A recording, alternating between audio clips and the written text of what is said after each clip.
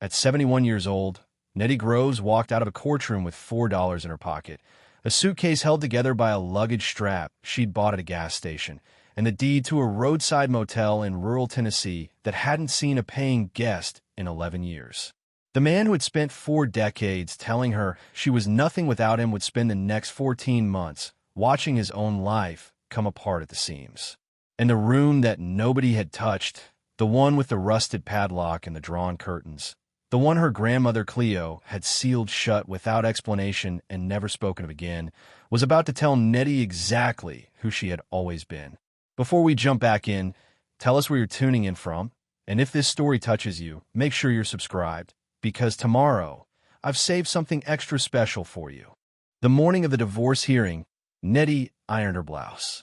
She did it carefully, the way she'd done everything for 43 years. The collar first, then the sleeves, then the body of the fabric in slow, deliberate strokes. Old habit. She had spent 4 decades making sure Alistair Groves left the house looking like a man who had his life together. And even on the morning a judge was going to dissolve that life, her hands reached for the iron before her mind caught up. She was 71. She had married Alistair at 28 when she was Nettie Darden, a woman 3 months into her first job as a paralegal at a mid-sized firm in Nashville, Tennessee, sharp enough that her supervising attorney had pulled her aside after 6 weeks and told her she should think seriously about law school. She had been thinking about it. She had the applications on her kitchen table when Alistair came into her life, charming and certain and full of plans for both of them. They married in 1981. Within a year, she was pregnant with their daughter, Portia. Alistair was building his accounting firm then, still in the scraping years, and he came home one evening with a yellow legal pad where he'd laid out, in his careful columns, why it made financial sense for Nettie to leave her job. The firm's income was unpredictable. Childcare would cost more than she earned. If she stayed home and managed the household, he could focus entirely on growing the business without distraction. He'd laid it out like a client proposal. Practical. Logical. He hadn't asked. He'd presented. Nettie had looked at those columns for a long time. Then she called her supervisor the next morning and gave 2 weeks' notice. She told herself it was temporary. She told herself that for 43 years. What followed was the kind of life that looks functional from the outside and costs everything on the inside. Alistair's firm grew. They moved from a 2-bedroom rental in East Nashville to a proper house in Belmead, the kind of neighborhood where people notice the cars in your driveway. Nettie ran the house, raised Portia, managed their finances, hosted the dinners that Alistair needed hosted, remembered the names of his clients' wives and their children and their allergies. She was the engine that made his life run quietly.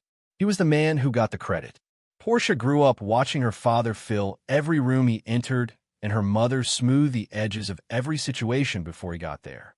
By the time Portia was in her 20s, she had absorbed something from watching that dynamic, a faint condescension toward her mother's life that she probably didn't even recognize in herself. She had her father's ambition and his assumption that ambition was the only currency that mattered. Nettie noticed. She didn't say anything. She had gotten very good at not saying anything. By her mid-60s, she had tried twice to do something for herself. The first time, she enrolled in a paralegal refresher course at a community college. 3 weeks in, Alistair made it so difficult. Forgetting appointments she'd reminded him of twice, inviting people to dinner without telling her, needing things at precisely the times she'd set aside for studying, that she dropped the course and told herself maybe next semester. There was no next semester. The second time, she started a small bookkeeping service out of the house, helping neighbors and small business owners with their accounts. She was good at it. 2 clients turned into 6, and she started to feel something she hadn't felt in decades, the specific satisfaction of work that was visibly, measurably hers. Alistair said it was embarrassing. His wife, doing bookkeeping for a florist and a dry cleaner while he ran a firm with 18 employees. It made him look like he couldn't provide. She shut the business down within the year. She was 68 when she discovered the affair. She found it the boring way, the way most people do, a phone left unlocked on the kitchen counter, a message she wasn't supposed to read from a woman named Colette who wrote like someone who had no idea the man she was writing to had a wife who ironed his shirts every morning. Nettie stood in her own kitchen, phone in hand, and felt something she hadn't expected. Not devastation. She was past the age of devastation. What she felt was something closer to clarity, the sudden, cold lifting of a fog she'd been breathing so long she'd stopped knowing it was there. She waited. She said nothing to Alistair for 3 weeks while she found an attorney on her own, a woman named Patricia Owens who wore reading glasses on a chain and had a reputation for not losing. Alistair was served on a Tuesday morning before he left for work. The divorce took 18 months. Alistair's legal team was expensive and ruthless in the way that expensive legal teams tend to be. They argued that Nettie had made no financial contribution to the marriage. They pointed to her years away from the workforce as evidence of dependency, not sacrifice. They said she had no marketable skills, no recent work history, no earning potential that could justify a significant settlement. They said Alistair had built his firm alone. Patricia Owens fought. She put 43 years of unpaid domestic labor in front of the judge in careful, documented terms. She argued that Nettie's management of the household had freed Alistair to build a business that now employed 22 people and carried a market value in the millions. The judge was not unsympathetic. The settlement was still a fraction of what Nettie had earned across 4 decades, by any honest accounting. She received a lump sum that her attorney told her, with a tight smile, was better than it could have been. She received her 2014 Honda. She received the deed to her grandmother Cleo's motel in Dunaway, Tennessee, a property so old and so far off any useful road that Alistair's team hadn't bothered claiming it. She did not receive the house in Belmead. She did not receive a share of the firm. She did not receive the retirement accounts Alistair had spent 4 decades building with money she had made it possible for him to earn. Outside the courthouse, Alistair stopped beside her on steps. He looked the way men like him always look when they've won. Not happy, exactly, but satisfied. Settled. You should have taken the offer from my team 6 months ago, he said. Would have been cleaner. Now you've got what you've got, and honestly, Nettie, I'm not sure what you're going to do with it. You never did know how to manage on your own. He walked to a car she didn't recognize, a new one, and drove away. She stood on the courthouse steps in the November cold and opened her wallet. For dollars. Her debit card was linked to an account she'd be moving money into from the settlement as soon as the wire cleared, which would take 3 business days. She had $4, a car key, a suitcase in the trunk of her Honda, and a deed to a motel she hadn't seen since she was 9 years old. She sat in her car for a long time. The city moved around her, indifferent. Then she typed Dunaway, Tennessee in her phone, put in the cup holder, and drove south. Nettie Groves was born Annette Louise Darden in Harlan County, Georgia, in 1952, the second of 3 daughters raised by a woman named Cleo who ran a roadside motel in Tennessee on her own and somehow made it look like the most natural thing in the world. Cleo Darden was not a woman who explained herself. She had built the Sycamore Rest from a concrete slab and a loan she paid back in 3 years, and she ran it with a quiet authority that Nettie, even as a small child, understood was rare. Guests came off Route 9 sunbaked and road-weary and left fed and rested. Cleo knew every repeat customer by name. She kept the rooms clean, the prices fair, and the books in perfect order in a ledger. She updated every Sunday evening at the kitchen table while a pot of something simmered on the stove behind her.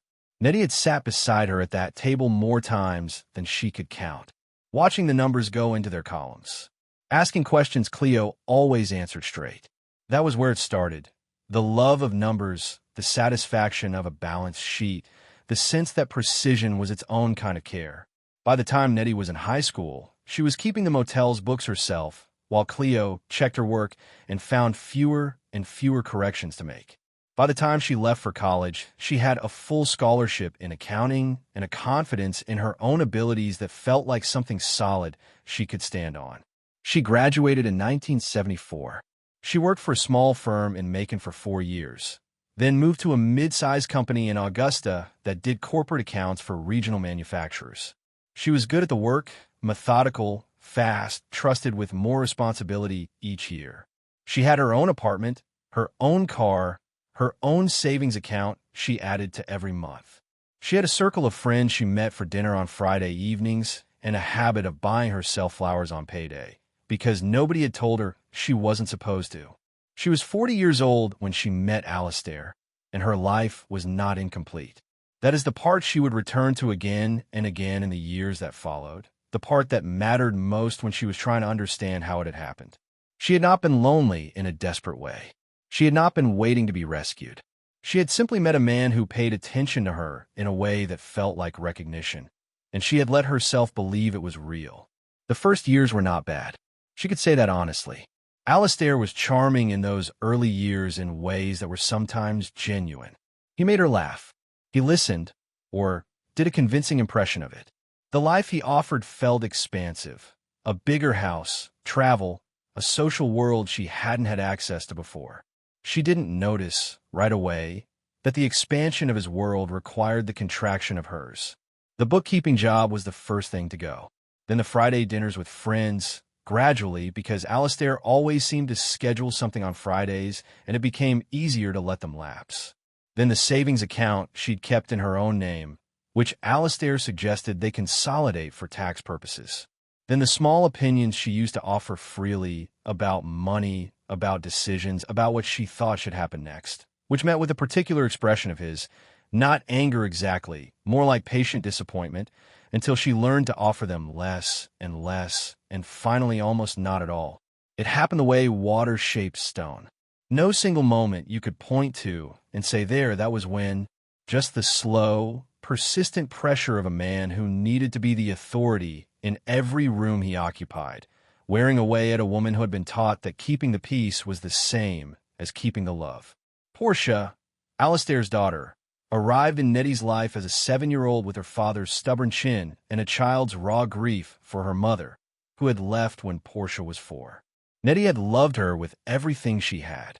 School pickups and homework and stomach bugs at 2 in the morning, and the particular patience required by a child who pushes you away because she is terrified of being left again. Nettie had stayed. She had always stayed.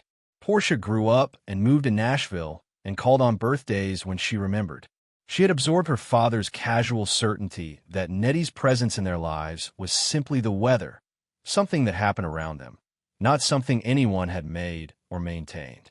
By 65, Nettie had stopped expecting to be seen. She had made a kind of peace with it, the way you make peace with a window that doesn't open anymore. You stop trying. You breathe the air you have. She did not know yet that 400 miles away, in a roadside motel off Route 9, a padlocked door marked with a tarnished number 7 had been waiting for her for 14 years. She arrived in Dunaway at 4:30 in the afternoon, when the light was going amber and long across the highway, and the gas gauge was sitting just above empty. She had stopped once for fuel and paid with the $4 in cash and the remainder on a credit card that had maybe $200 left on it before it hit its limit. She had not eaten since the night before. Route 9 through Dunaway was the kind of road that made you feel the town had been placed there by accident and hadn't gotten around to leaving.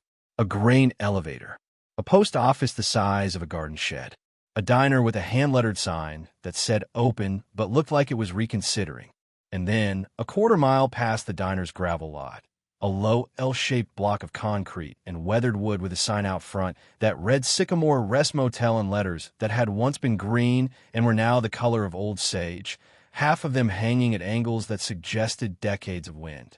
Nettie pulled off the road and sat with the engine running.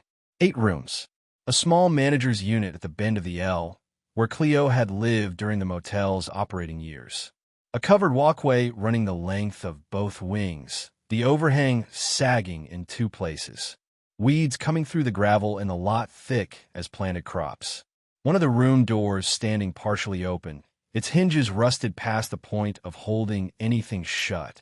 A single security light mounted high on the manager's unit, its casing cracked, though whether it still worked Nettie had no way to know until dark. She turned off the engine. The silence was immediate and total, the kind that presses against your ears after hours on a highway. Cleo's lawyer had mailed her the key 8 years ago when the estate was settled, a single brass key on a ring with a worn leather tab, and Nettie had put in a kitchen drawer and left it there through 3 house cleanings and 2 moves within the same county. She had brought it with her today without quite deciding to. It was in her coat pocket now. She could feel its weight. The manager's unit smelled of dust and closed air and something faintly sweet underneath, like old wood and dried flowers. The furniture was all there: Cleo's table, her 2 chairs, the narrow bed in the back room, the lamp with the amber shade that Nettie remembered from childhood without knowing she remembered it until she saw it sitting there unchanged. It hit her somewhere behind the sternum, that lamp. She stood looking at it for a moment before she could move. She found sheets in the closet, stiff from years of folding, and made the bed. She found a box of crackers in the kitchen cabinet, stale but edible, and 8 standing at the counter. She drank water from the tap and was surprised when it ran clear. The breakdown came later, after dark, sitting on the edge of Cleo's bed in the thin light of the amber lamp with the deed to the property on her knee and the crackers gone and the full weight of where she was settling over her all at once. 31 years. She had given 31 years to a man who had stood in a parking lot and laughed. Portia hadn't called. Her sister was 3 years gone. She was 71 years old, and she was sitting in a dead woman's bed in a town of maybe 300 people with $4 and a motel that looked like the land was already beginning to reclaim it. She cried until she had nothing left. Then she sat in the quiet. It was in that quiet that she first noticed it. She had walked the covered walkway earlier with a flashlight from the glove compartment, trying the doors, assessing what she had. Rooms 1 through 6 opened readily enough, their locks stiff but functional, their interiors thick with dust and disuse but structurally intact. Room 8, at the far end of the second wing, opened with effort and revealed a ceiling stained the size of a card table, but nothing worse. Room 7 did not open, not because the lock was stiff. She had put her shoulder to it slightly, testing, the way you do with a swollen door in damp weather. The door didn't move at all. She had shown the flashlight at the lock and seen it then, a padlock, heavy and deliberate, looped through a hasp that had been bolted into the door and the frame with hardware that looked newer than everything surrounding it. Someone had locked this room with intention. Not a stuck latch, not a swollen frame. A decision. And below the lock, almost at floor level, barely visible until you crouched down and looked, a piece of masking tape was fixed to the door in Cleo's handwriting. It said one word. It said Nettie. She stood in the dark walkway for a long time, the flashlight aimed at her own name in her grandmother's hand, and did not try the lock that night. She woke the next morning at 5:15 without an alarm, the way she always had, the way decades of early rising had built it in her body like a second skeleton. The light coming through Cleo's curtains was gray and thin. A bird was working through the same 4 notes somewhere in the scrub behind the property. She lay still for a moment and took stock of what she had: a bed, a working tap, crackers enough for breakfast if she was not proud about it, and somewhere outside, a padlocked door with her name on it. She got up. The first week in Dunaway was purely physical. She needed to understand what she was working with before she could decide what to do about any of it, and the only way to understand it was to get her hands on it. She borrowed a broom from the manager's unit closet and started at room 1. Sweeping 14 years of dust and dead moths and dried leaves out onto the walkway. She pulled mattresses out into the lot to air. She found a bucket under the kitchen sink and used it. The water from the outside spigot ran cold, and the work made her back ache in ways she felt the next morning. But each room she cleared felt marginally less like ruin and marginally more like possibility.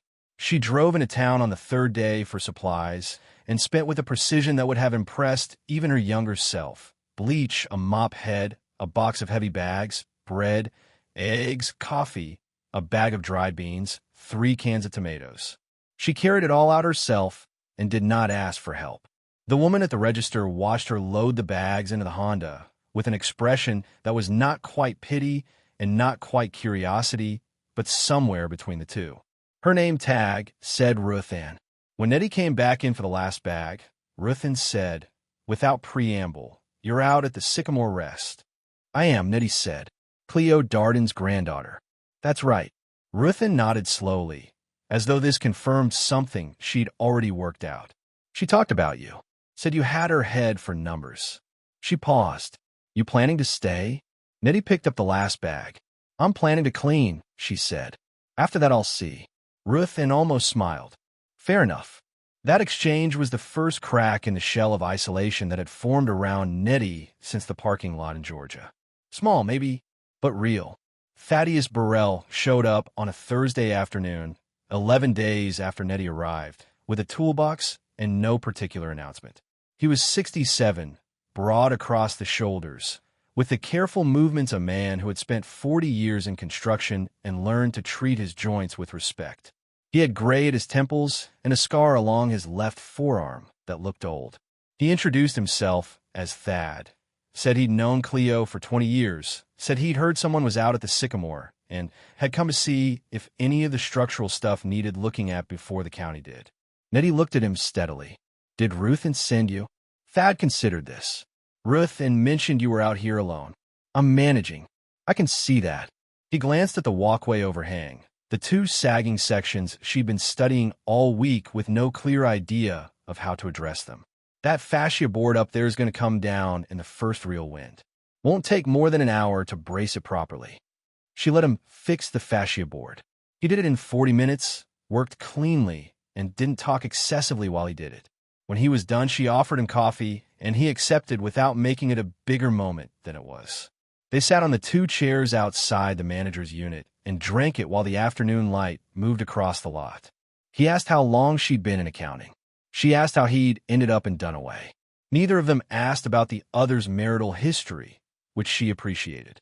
The conversation moved the way good conversation does when two people are too old to waste time performing for each other. Before he left, he looked at the padlocked door of room 7. He didn't comment on it, but she saw him notice it. Over the days that followed, something shifted in Nettie's mornings. She still woke at 5:15. She still worked hard enough to make her back complain. But the work stopped feeling like something she was doing to survive and started feeling like something she was choosing. There is a difference, and your body knows it before your mind catches up. Preparing and narrating this story took us a lot of time. So if you're enjoying it, subscribe to our channel. It means a lot to us. Now back to the story. By the end of her 3rd week, 5 rooms were clean enough to sleep in. Ruthin had sent 2 more people her way. A woman named Gloria who needed a quiet place to stay while visiting her mother in the county hospital 30 miles out, and an older man passing through on a long drive who'd seen the sign and pulled it on instinct.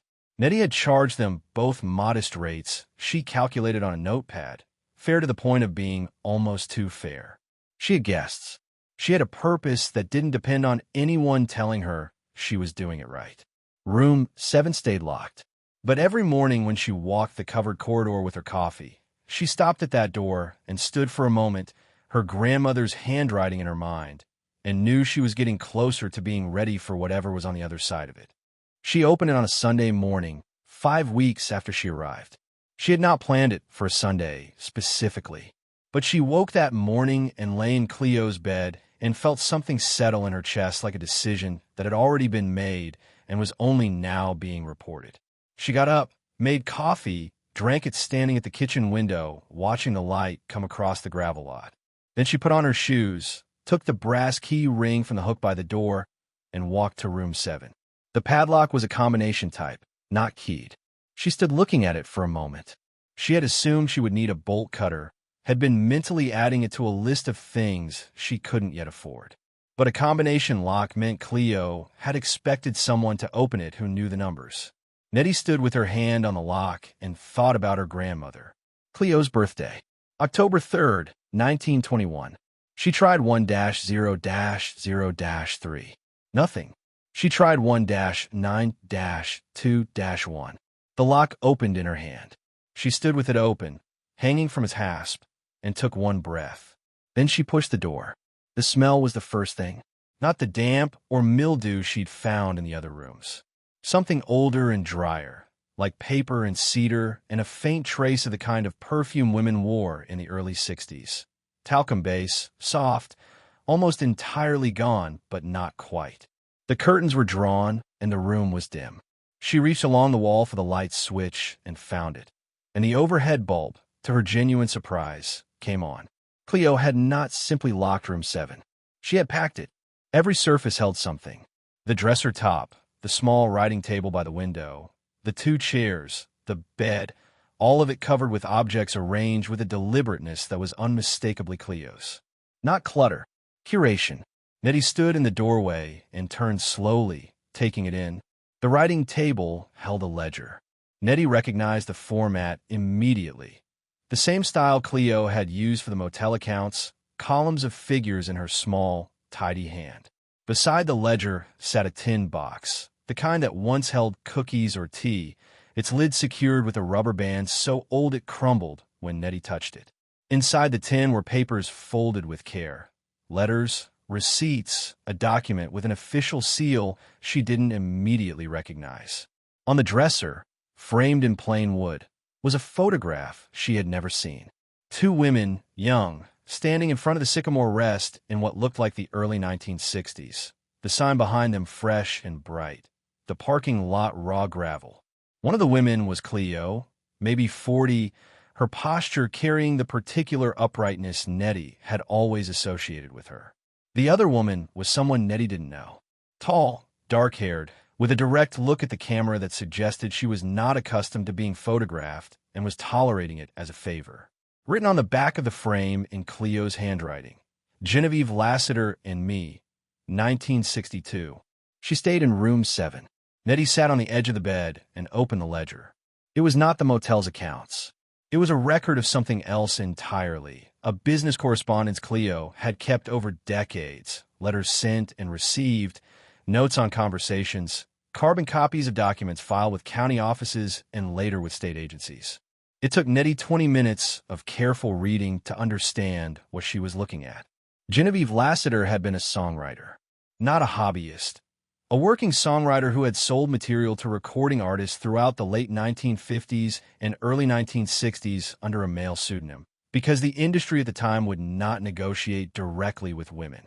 She had passed through Dunaway in the summer of 1962, stayed 3 weeks in room 7, and during those 3 weeks had written, by the ledger's account, 14 songs.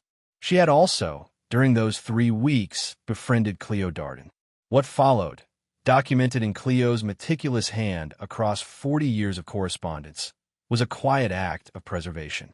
Genevieve had died in 1987, unmarried, her authorship of the songs she'd written under her pseudonym unacknowledged in any official record. But Cleo had known. Cleo had kept every letter, every draft lyric Genevieve had left behind in room 7, every piece of paper that proved who had actually written what. She had spent decades trying to find someone who could do something with it. She had never found the right person. The document with the official seal was a letter from a music rights attorney dated 2001, informing Cleo that the case for posthumous attribution was viable but would require sustained effort and resources Cleo, by then in her 80s, did not have. At the bottom of the tin, below all the papers, was a note on a folded piece of motel stationery with the Sycamore Rest letterhead.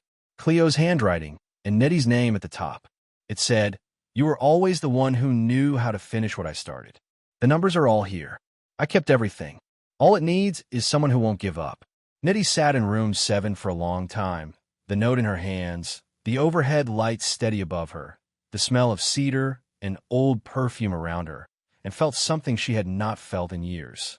She felt chosen, not by a man, not by a role she'd been assigned, but by her grandmother deliberately across time, for exactly who she actually was. She set the note down carefully. She picked up the ledger. She started from the beginning. The music rights attorney Cleo had corresponded with in 2001 had retired, but his firm was still operating out of Nashville, and when Nettie called on a Monday morning and explained what she had, the woman who took her call asked her to hold for 4 minutes, and then put through a senior partner named Gail Hutcherson, who asked Nettie to describe the documentation she was looking at. Nettie described it, column by column, letter by letter, the way she had always described numbers to people who needed to understand them. Gail Hutcherson was quiet for a moment after Nettie finished. Then she said, "Mrs. Groves, if what you're describing is what it sounds like, this is a significant case. Genevieve Lassiter's pseudonym has been identified in academic circles for years, but nobody has produced primary documentation. What you're describing is primary documentation." Nettie looked at the ledger open on Cleo's kitchen table. There are also original lyric drafts in her handwriting. 14 of them. Another pause. Can you bring it in? She drove to Nashville on a Wednesday, the ledger and the tin box on the passenger seat in a canvas bag she'd found in Cleo's closet. Gail Hutcherson was a woman in her early 50s with reading glasses pushed up on her head and the kind of focused attention that Nettie recognized from her own best working years. She went through the documents for 40 minutes without speaking much, turning pages carefully, making occasional notes. When she looked up, she said, "This is real." "I know," Nettie said. "This is going to take time. The rights holders on several of these songs are going to push back. There's money involved, and money makes people creative about history." "I'm familiar with that," Nettie said. Gail almost smiled. "I imagine you are.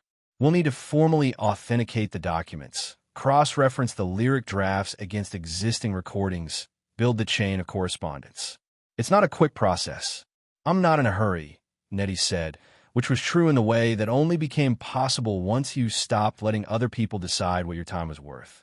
She drove back to Dunaway in the early evening with the documents and a retainer agreement she'd signed after reading it twice, and she sat on the covered walkway outside room 7 with a cup of coffee and felt the particular satisfaction of a ledger column that was finally starting to balance. The motel rebuilt itself around her in the weeks that followed, or rather she rebuilt it, and the distinction mattered to her. Thad came 3 mornings a week, replacing boards, rehanging the door on room 3 that had given up on its hinges, fixing the exterior light that had been dark since before Cleo died. He worked with the same quiet efficiency she'd noticed from the start and did not offer opinions on things she hadn't asked about. She found this quality so unusual in a man she'd been close to that it took her several weeks to stop waiting for it to end. She was not waiting for it to end anymore. They had fallen into an ease with each other that neither of them had announced or formalized. He brought tomatoes from his garden. She made coffee strong enough to offend people with less certain preferences. They talked about real things, his late wife, gone 11 years, a long illness he described without performance or self-pity. Her 31 years, which she described with the same plainness, and which he listened to without interrupting. There was an evening in late October when they sat on the walkway past dark talking about nothing consequential, and Nettie realized she had laughed 4 times and meant it each time, and that this was something she had not been able to say about many evenings in the past 2 decades. The motel had 7 functioning rooms by November. Ruthin had started sending people her way in earnest, and word had spread to the next town over, and then the one past that.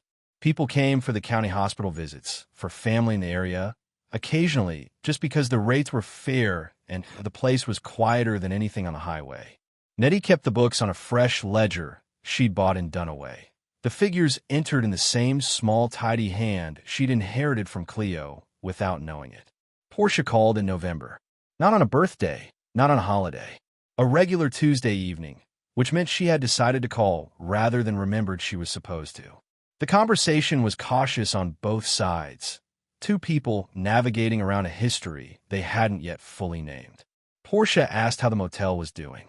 Nettie told her, specifically, without softening it into something easier to digest. Portia was quiet for a moment and then said, "I didn't know you were good at this." "I've always been good at this," Nettie said. Not unkindly, but without apology either. Another silence. Then Portia said, "I think I believed what Dad said, that you didn't do anything. I'm not. I know that's not an excuse." Nettie looked out the window at the Sycamore Rest sign, newly lit, the letters back to something close to their original green. "No," she said, "it's not, but it's a start." They talked for 40 minutes, longer than they had talked in years. When Portia hung up, Nettie sat with the phone in her hand for a moment. Then she put it down and went back to her ledger. There was still work to do. That was the thing she had rediscovered in Dunaway, the thing Alistair had slowly buried under 31 years of diminishment. She was someone who did the work. She always had been.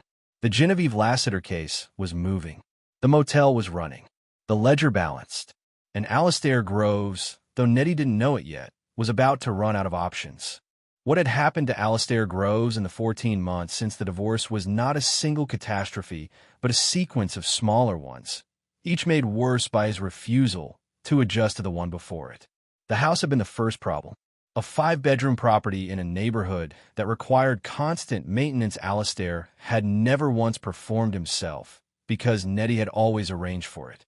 Without her, he missed the quarterly HVAC service and the annual roof inspection and the small roof leak that became a large roof leak that became a ceiling collapse in the guest bedroom that cost $19,000 to repair.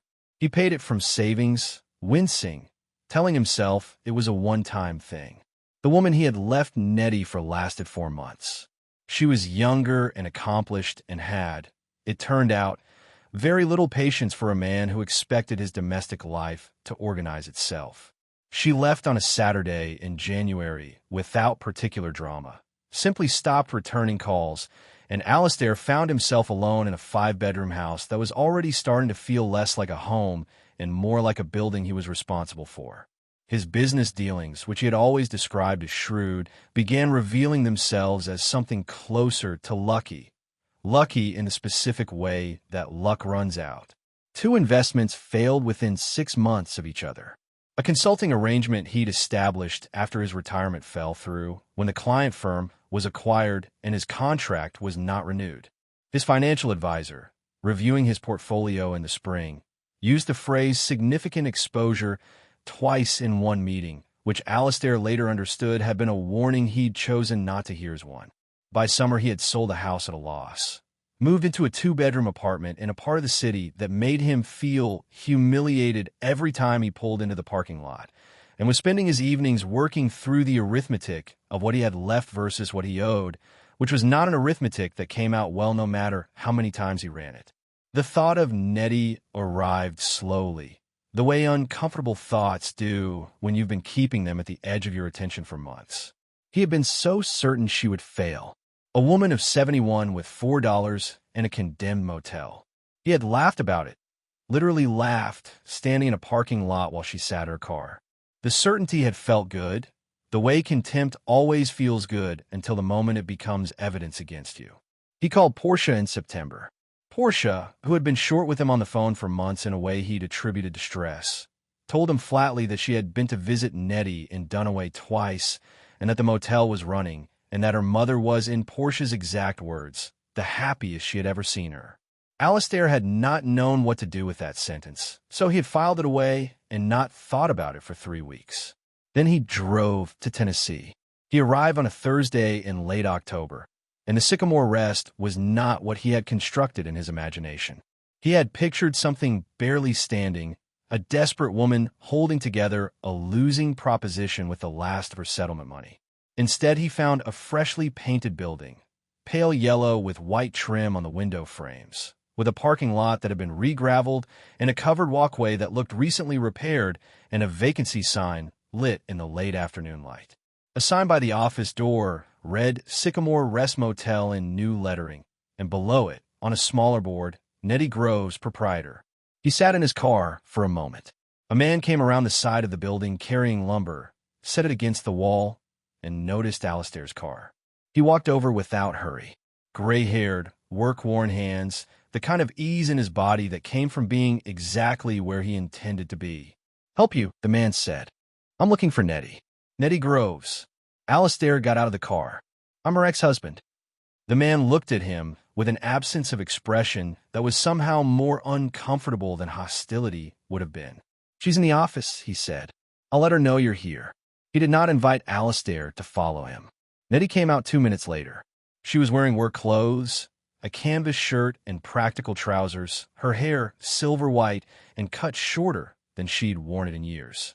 She looked at him the way you look at something you've already made a decision about. "Alistair," she said, not question. He had prepared things to say. He had worked them out in the car on the drive down, the right combination of humility and charm that had always worked on her before. He started with the humility. He told her things had been difficult, that he'd had time to reflect, that he'd made mistakes he was willing to acknowledge. He told her he'd been wrong about the motel, clearly, that she'd done something impressive here, and that he thought they shouldn't have ended the way they ended. He said the word reconcile without quite looking at her when he said it. She let him finish. "What you're describing," she said, is a man who ran out of other options and drove 4 hours to find a woman he's always been able to manage before. She said it without raising her voice, the way you state a number. That is simply what it is. That's not a reconciliation, Alistair. That's a request to go back to an arrangement that worked for you and cost me everything. He tried the other things he'd prepared, the history they had, the good years, the idea that Portia needed them to at least be civil. Nettie listened to each one and did not move. When he had finished, she said, "Portia and I are fine. We're working on it ourselves, without you in the middle of it." She glanced toward the man with the lumber, who had moved to the far end of the walkway but had not gone inside. "Thad and I are building something here. A real thing. I'm not going to stop doing that to come back and manage your life again."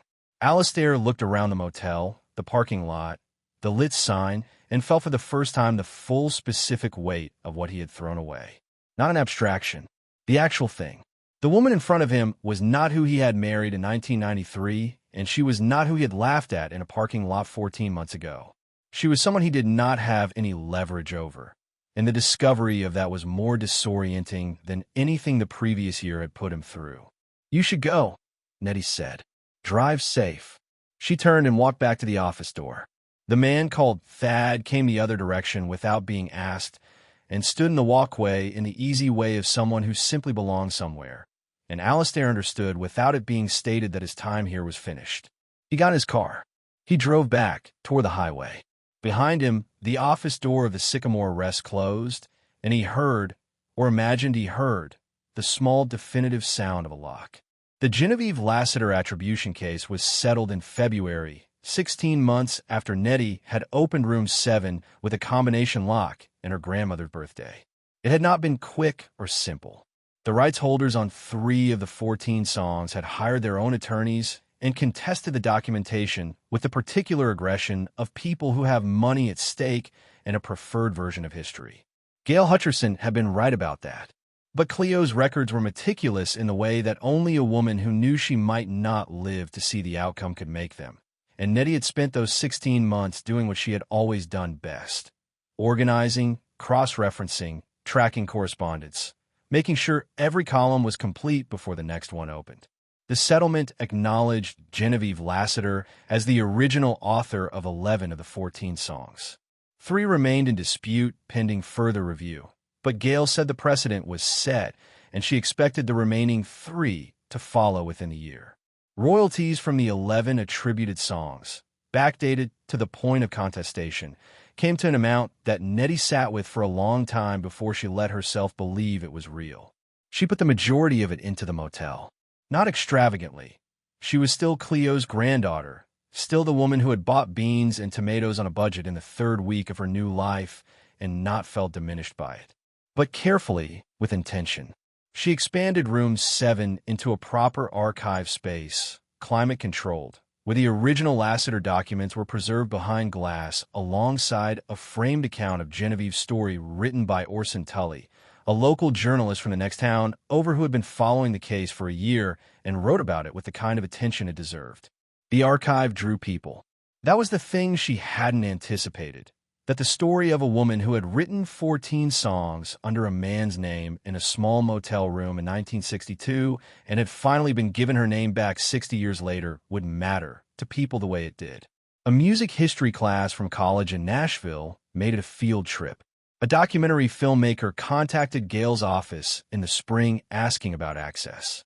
3 separate journalists wrote pieces, 2 regional and 1 national, and the national one was shared widely enough that the Sycamore Rest had a waiting list for the first time in its history. Nettie hired Ruth Ann's niece, a practical young woman named Dara, to help manage bookings. She brought in a part-time housekeeper.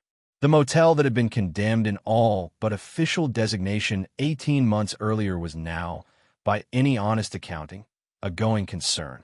Portia came in March and stayed for a long weekend, the first time she had stayed somewhere with Nettie rather than just visited. She helped paint the trim on rooms 4 and 5, worked alongside Thad without the awkwardness Nettie had half expected, and on the last evening sat on the covered walkway with a glass of wine and said, quietly, that she owed Nettie an apology she wasn't sure she had the right words for yet.